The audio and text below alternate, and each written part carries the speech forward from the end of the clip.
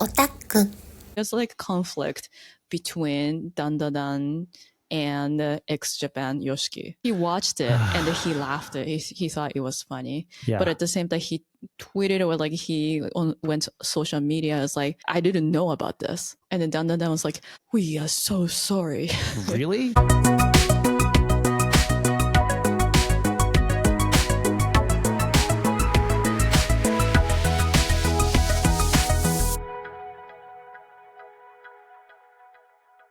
Welcome back to 2M OTTACK. I'm your host, Mayu, a born and raised Japanese non-otaku, and I'm Cisco, an American otaku.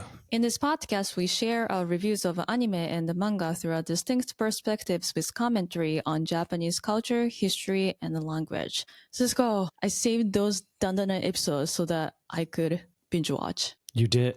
I did. Are you sure? I did. Okay. Yeah. I'll take you at your word. I've never done it before. We always like watch little by little. Sometimes I just forget the episodes. So like we binge watched. I mean, you watched already, even it was aired in Japan.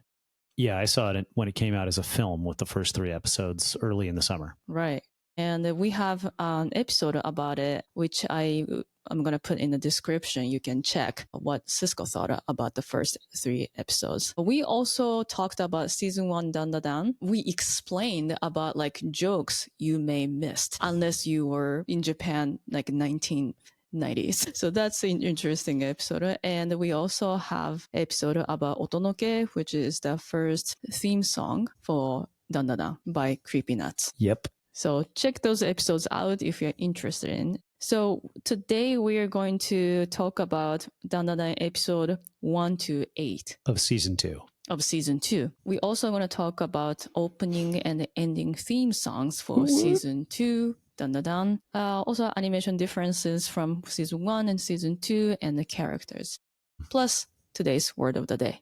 Before we start, we'd like to hear from you. Share your thoughts, ideas, questions, or even suggestions that we should talk about. Send us message to the email in the description, or you can use Spotify and YouTube comment section as well. All right, let's talk about our take. I mean, you talked about it already, so can I say something about it? Yeah, tell us what you thought about it, especially the first 3 episodes, but really all first 8 episodes. It was funny. Like I watched Dandadan with captions. With subtitles. With subtitles in English and sometimes in Japanese.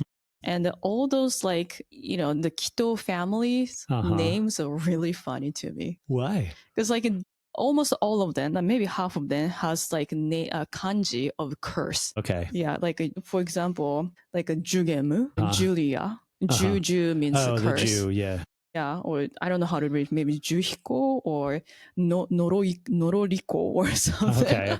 So like they called each other's name a little bit, but not a lot. And then when you hear the words, you don't see the kanji. Right. But with the captions, you see it. It was like, wait, each character has names and it's so... There's always the kanji for curse in everybody's name, right. basically. It's like just the little details, but like, yeah, when it's like really, really funny. And so if you're not watching with Japanese subtitles on, you're probably not going to understand that joke. Wow, that's a lot of attention to detail. Right. But I guess, actually, now that I think about it, though, in the manga, they're probably writing the names in kanji. Yeah. So it's a joke that I'm sure existed and was obvious in the manga that became like more of an Easter egg in the anime because you can't see the name. Right. Yeah. Huh. I can't believe this is like the first time I've thought about something like that, but that makes a lot of sense, actually. Yeah. I mean, if I watch in Japanese, I don't need captions. Yeah. But I'm so used to it. Right. And it helps me understand better. Well, now that I'm actually thinking about this, I'm realizing that like in a lot of manga, especially any like shonen battle manga, right, people call out the names of their attacks. It's like a meme across like all shonen battle manga, right? And in the manga, inevitably, what the author chooses to name the attack is like written usually in kanji, and often it's kind of a joke. Like the kanji are read in, with like English or something, right? But some of the appeal or interest of the name of the attack is how they choose to write it down. And when we translate that into anime, it's just completely lost. That's true. And so study Japanese. yeah, or anime creators think about like when a big attack comes out, having the character both shout it and have like the words appear on screen to like give us the full effect that was there in the manga. Or just accept that the media are different and you can't capture everything. Yeah. Yeah, so I thought that was really funny. And the volcano and then the fighting scene of the main like grandma or mom from Kito family. She was amazing. Jennifer Lopez Anaconda is definitely... I had no idea. Like Jennifer Lopez Anaconda. What the heck is that? So like I Googled it. Oh, it's like a movie she did. Yeah, I didn't remember that J-Lo was in Anaconda, but I guess I didn't actually ever see it. So it's probably from 1997. Yeah, peak time for me to... I was 15 when that movie came out. Like, I definitely like would have been someone who... Well, maybe if it came out in 97, I wasn't old enough to drive yet. Otherwise, I might have gone to see it. Yeah. I saw a lot of movies like right after I got my license. Yeah. By like driving to the movie theater in the middle of the night. Like I'd go see like the 10:30 show. But I feel like I saw like slightly more pretentious movies than Anaconda. That would have been like a real B movie even for me. I feel like. Anyway. Also, I really enjoyed the whole story about Jashi. He's naked, almost naked when he becomes Jashi. Yeah. Yeah. So like he's like brief person, I guess. That was my like thought. Okay. But he wears brief all the time. Was that surprising to you? Did you expect him to be more of a boxer's or at least a boxer brief kind of guy? I mean, I'm not a dude, so I don't know which one is better or fashionable or whatever. You wear it underneath your clothes, so fashion isn't usually the reason you choose one or the other. Okay, I don't know. In my image, like young people might wear loose kind. Well, he's like an athlete, though, maybe? I don't know. Still box. I mean, yeah, I don't know. Okay. That was my thought. Got it. Yeah. And then the backstory of Jashi was very interesting. Like, it's all spoilers here, but Jashi was like locked in a room by himself. I don't know if he had parents or like somebody raising him. Not clear. Like he was locked in and he couldn't play outside. Right. And I'm not sure if it's like, this is just my guess, but like he looked like albino kid, right, with like a white hair, with like red eyes, and maybe that's why he was not allowed to go outside. Wasn't he chosen to be a human sacrifice? Yeah, but like we don't know why. Right. Because he looked different from other kids. Like that's why they picked him. Yeah. Yeah, maybe. Could be like it's not explained really well. No, it's but not I thought maybe that's why. And then like the Mongolian giant worm. Mongolian death worm. I think it's called. Mongolian death worm. Also, like it's worm. Once they come outside in the sun, they can't survive. Yeah, this was really funny actually because I had already seen this episode, and so I knew this. And you told it to me like as if you were like the smartest person on earth. Momo mentioned like, oh, like I have to think about like a how to. What do I do about worms? Yeah, the worms like and then like a water. I was like, I know this.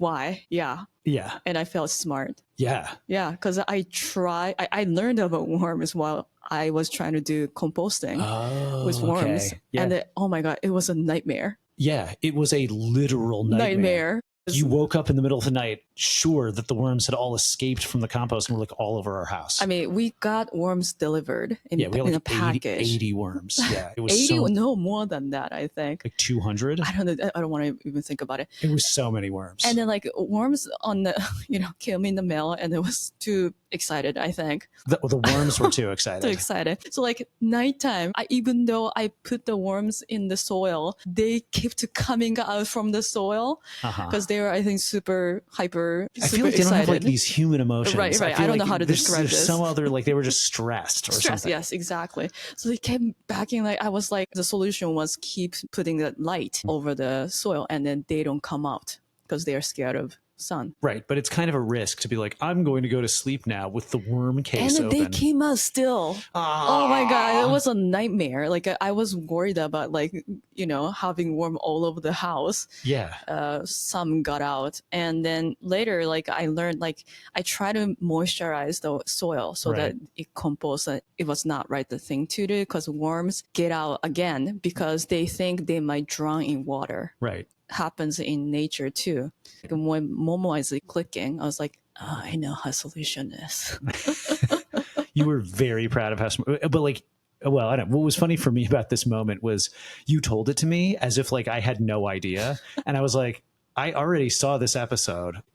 I've already heard the whole explanation. You were like, no, you don't know. Like they come out when it gets wet. I was like, yeah, they, never mind. So anyway, it's very cute. You didn't know until you saw the episode, right? I'll say, like, if you had asked me why do worms come out when it rains, I would have been like, I don't know. But I feel like I probably had at some point read or learned this and then forgot. Yeah. But no, I didn't remember. So it was like a sad story of Jashi, and it was like, of course, there are like jokes in there here and there. Gigi becomes Jashi when he gets cold water. Yeah, which is just like Nama. That's right. Yeah, and then he was even singing "Yapapa, Yapapa." Yeah, exactly. He sings the Ranma 1 opening theme song, which was really fun. That's pretty funny. Yeah. Even I got that one. In episode 5, there's a joke of Evangelion, which I didn't get. Yeah. Why are they in the LCL? Oh, it's like an explanation, right? Of like, I filled your lungs with like LCL or something. I didn't understand. Right. But there's like, they like block out one of the letters. So but yeah. What was the context of that? Okay, whatever. Yeah, there's totally an Evangelion reference about directly oxygenating someone's blood using LCL as like a mechanism, which is what happens to the pilots in Shinseki Evangelion when they get inside the umbilical. It has like a special name, but they go inside this pod. And then like after they go in, they fill the pod with LCL so that they don't have to like breathe air or something. Whatever. That moment is like a total callback to Evangelion. That's really funny. Yeah, it was good. And then, of course, the name of Shako Seijin. Penis Chinkosu. Yeah, that was like a little over the top. I mean, I knew about this because when I was Googling for first season, when we were trying to record about first season of Dandadan, and I was like, okay, like this gotta be like some like side note thing that doesn't really appear in manga. They like fully just say his whole name. Dandadan is so like perfect for teenage boys. To have his name be like Dick. Oh my god, this is so funny. Yeah, right. And a little bit of like a romance in there, fighting and the romance and everything, sci-fi. Yeah, I guess you're right. Yeah, all sorts of aspects. Except it's obviously for 40-year-olds because all the jokes are from our generation. That's true. You're the target. That's right. Yeah. Hilarious. Yeah. It's so bold. So episode 6, there was like music band, which what do you call? Complete ripoff of X Japan. Yeah. And now Yoshiki is suing or something. I don't know. I try to understand it better, but I'm not sure if I understand it right. But like, there's like conflict between Dandadan and X Japan Yoshiki. He watched it and he laughed. He thought it was funny. Yeah. But at the same time, he tweeted or like he went social media. It's like, I didn't know about this. Yeah, dude. They don't have to tell you about like parodies. That's not like a law. And then Dandadan was like, we are so sorry. Really? I think, yeah. Oh my god. A lot of people commented like here and there, like this is what happened, and then I don't know what to trust, but got it. Yeah, there's like some issue between X Japan and Dandadan. It's like I thought it was funny. Yeah, it was a great parody. Yeah, parody. Yeah, and then I mean, like he thought he was funny, but like people around him or fans didn't take it quite, They didn't like the parody? Yeah. It was like an homage. It wasn't even a parody. I mean, I guess it was a parody, but it wasn't like a mean parody. It was an homage. No. Yeah. It's like a hunting soul. The song they were singing was like kind of sounded like X Japan. I mean, of course they were trying to. Yeah, that was the goal. But it didn't feel like they were like took too many notes from it. It didn't sound like a real X Japan song that actually exists. It just sounded like a song they would write. Right. Yeah. Right. So there's something going on right now. Okay. And then the episode 7 was kind of funny, like taking a break episode about Momo like doing part-time job. Yeah, that was pretty good. Yeah, that was cute. And episode 8 is the last one we watched, which was about gun training. Yeah, it was kind of random, but like this anime is random in general. This anime is very random in general. Yeah. The thing with him fighting all of the dead composer ghosts was like bizarre. What? was. It was. Really strange. And the animation in this episode got weird at some parts. Yeah, there was not much color. Yeah. But I think season 1 has the same kind of like, episode. It was not training, but with the sumo wrestler. There was not much color in there. I mean, I liked that aspect of it. I just thought it was weird that like composers. Yeah, I think it's the source material. It's not this anime's adaptation of it. It's the source material's weird. Some of the animation where he's, I think, running through the flying like note bombs that are attacking him, like the animation got really unconventional, which was like okay and like interesting, but like also sort of strange. So like you mentioned about animation, but like it's a little bit different, I feel like, from season 1 to season 2. Yeah. Especially to me, like all the main characters look really good. Like I said, a Kito family and then Manjiro, the priest guy, right? Kind of remind me of characters from Golden Kamuy. Like a really thick lines. Thick lines, yeah. Well, I mean, Manjiro's forehead's not really doing him any favors, is it? Yeah. But yeah, it's a little bit different, and you can tell from the opening too. Yeah, that's fair. Like for me, the overwhelming sense of the animation being different is probably the closing, because the style is so different. But there are moments, I mean, and this was true to an extent in the first season. There were like moments where they sort of defied convention and did some sort of unorthodox things with the animation. I'm thinking of like the moment where in the first season's opening, he goes really, really fast, and all of a sudden like the lines get kind of squiggly. And so that like aspect is still there in this season, but I feel like they took it like one step further. And again, in the opening, you can see the moment towards the end where he and Momo reach each other, right? Okano and Momo like join hands, and then he transforms, and then he goes really fast, and like there's no background, and the lines are less clean than they usually are in anime. And like they're really trying a different style of animation briefly. One of the vibes that I've gotten from not so much episodes 1 through 3, but 4 through 8 was that there are more moments in these episodes where it looks like, I don't use this term lightly, a cartoon than an anime, where like you can really see the sort of influence of like Western animation on like moments in the show. And I think it feels like experimental and bold rather than like crappy and low budget. But I wonder how people are reacting to this sort of like shift in animation style in some of the episodes. I hope we're sort of like embracing it as a cool new potential thing. Although I don't like Western animation all that much. So like, I think it's a thing I wouldn't want to see in like all anime, but it's one that I think is cool in this particular one, in like the ways and times in which they choose to deploy it. Right. Opening theme song is by AiNA Ji Endo, and the song is called Kakumei Douchuu. English title is On the Way. That's such a reduction. I mean, like they don't include the term revolution at all. Like, what's up with that? It's so simplified. Yeah, it's on like in the middle of the revolution. That's like really different than just on the way. Like if it was just Douchuu, on the way, sure, with nothing's being specified. Why'd they take the revolution out of it? The revolution will not be included in the English translation, I guess. Yeah, I really like this song. Oh, nice. I really like it. What about it is so appealing to you? I think the rhythm and the lyrics, and then how she sound. You like her kind of scratchy voice? It really matches with the song, and she wrote the song.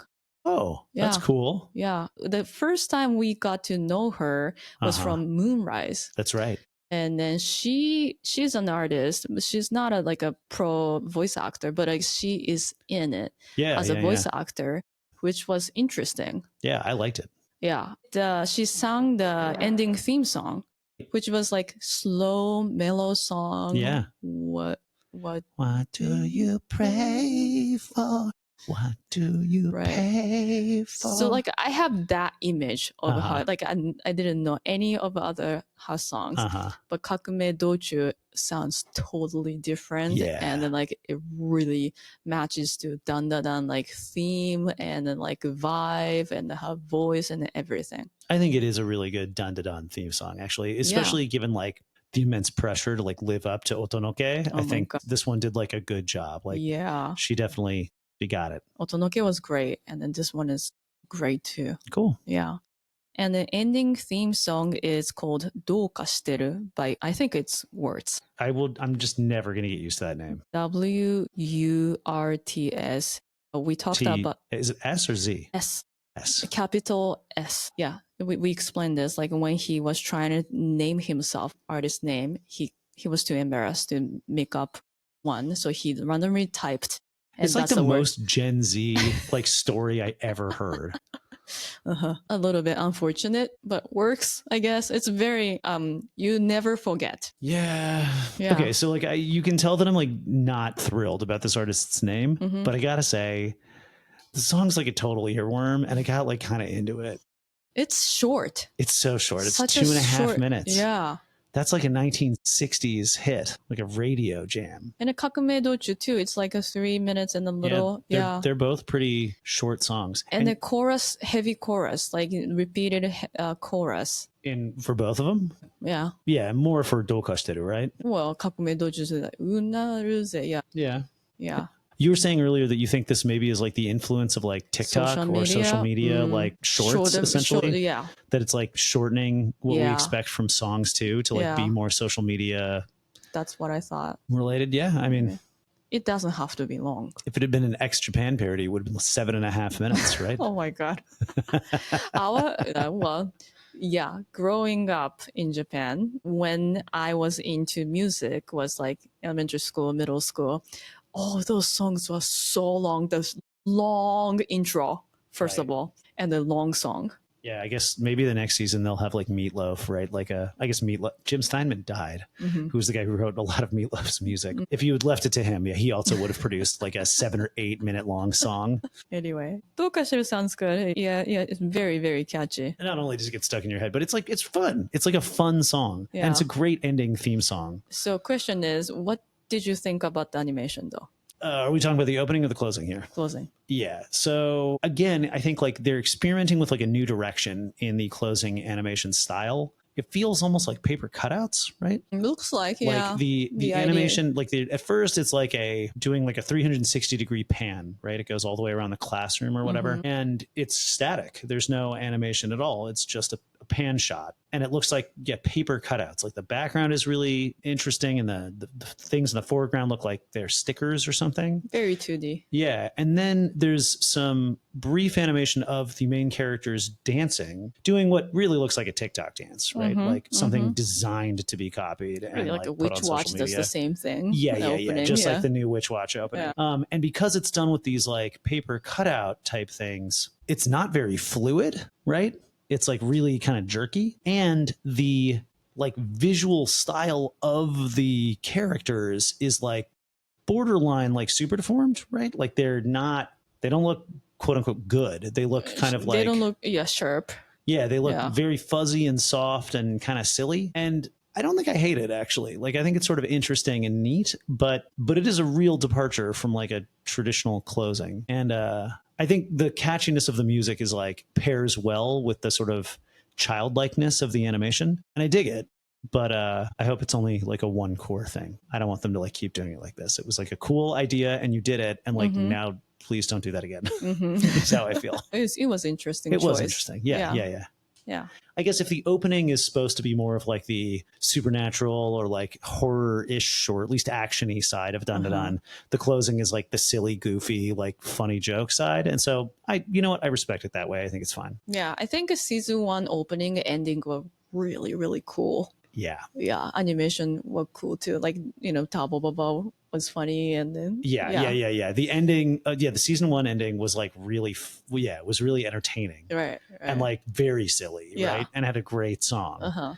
And the opening was like peerless. Yeah. So this like, it lived up to it. But I think of the 4, this closing animation is the weakest, but the song is pretty solid, and it's definitely more singable for me than Zutomayo. So I like that. It's really hard to sing the song. All right, let's do today's word of the day. OTTACK, word of the day.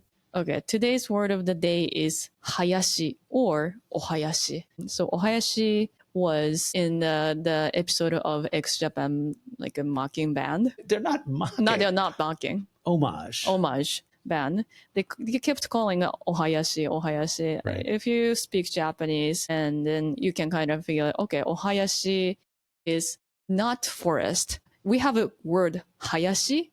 Hayashi means forest. But if you say ohayashi, that doesn't mean forest. Got you. From Wikipedia, Hayashi is a group of performers who provide musical accompaniment for Japanese no or kabuki theater, yosei performance of rakugo or festival. Okay, so they're the people in the background playing the drums and like weird, like a flute, flutes, like a shakuhachi traditional stuff. Okay, So those are like very common in like Japanese festivals. sure. Taiko thing Yeah. and then stuff. So I thought it was funny because they didn't look like traditional Hayashi. They didn't look like traditional Hayashi, but they did kind of look like no actors. The face and the makeup. I mean, and more like stuff. kabuki actors, Yeah, maybe, right. rather than no. But they also looked like an 80s like glam rock band. So, or image rock, right? Right. They were helping with an exorcism of Evil Eye. Yeah, which was like a fun, interesting idea. Yeah.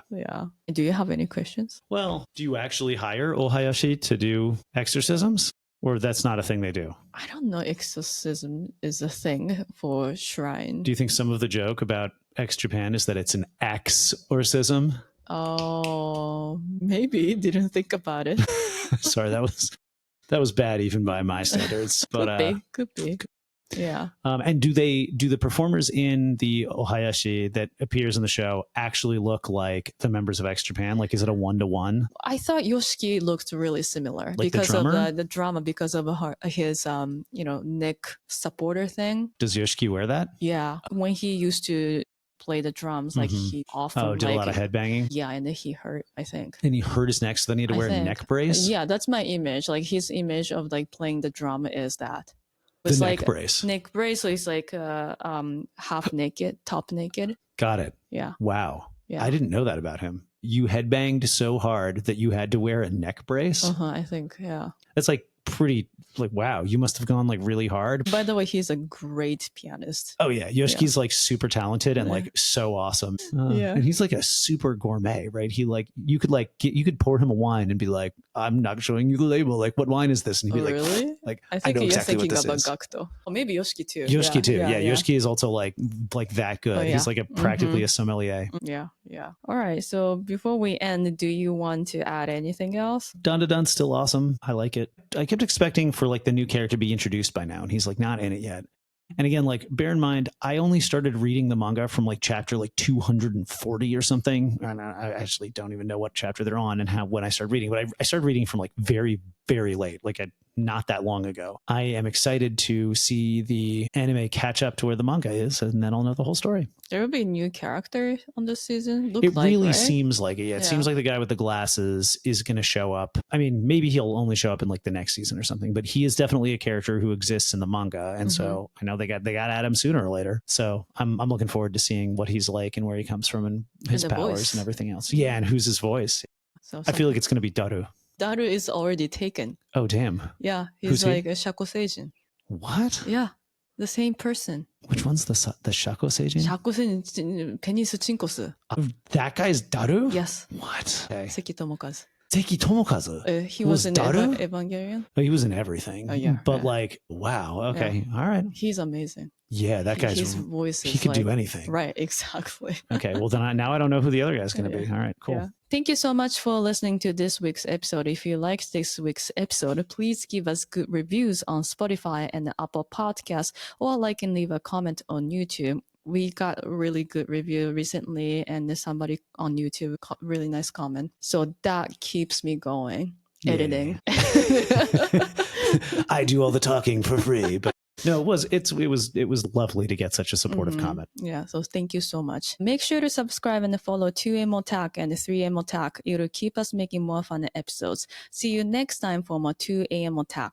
Peace.